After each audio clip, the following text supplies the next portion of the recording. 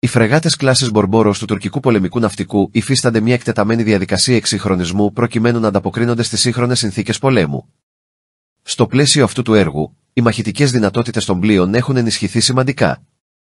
Ένα από τα πιο εντυπωσιακά στοιχεία της διαδικασίας εξυγχρονισμού είναι η αναβάθμιση των συστημάτων ηλεκτρονικού πολέμου.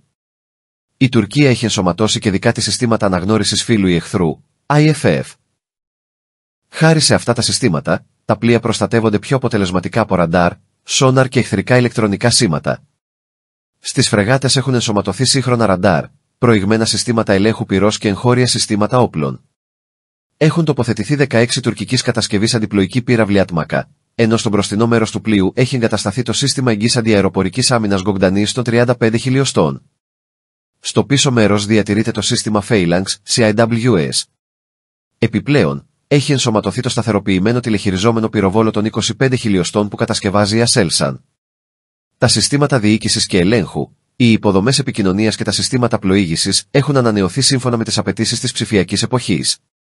Ο εξυγχρονισμός αυτός θεωρείται ένα στρατηγικό βήμα που αναδεικνύει τις εθνικές και εγχώριες ικανότητες της τουρκικής αμυντικής βιομηχανίας. Το έργο θα εφαρμοστεί και στα υπόλοιπα πλοία της κλάσης Μπορμπόρος, με στόχο την ενίσχυση της αποτρεπτικής ισχύως του τουρκικού πολεμικού ναυτικού.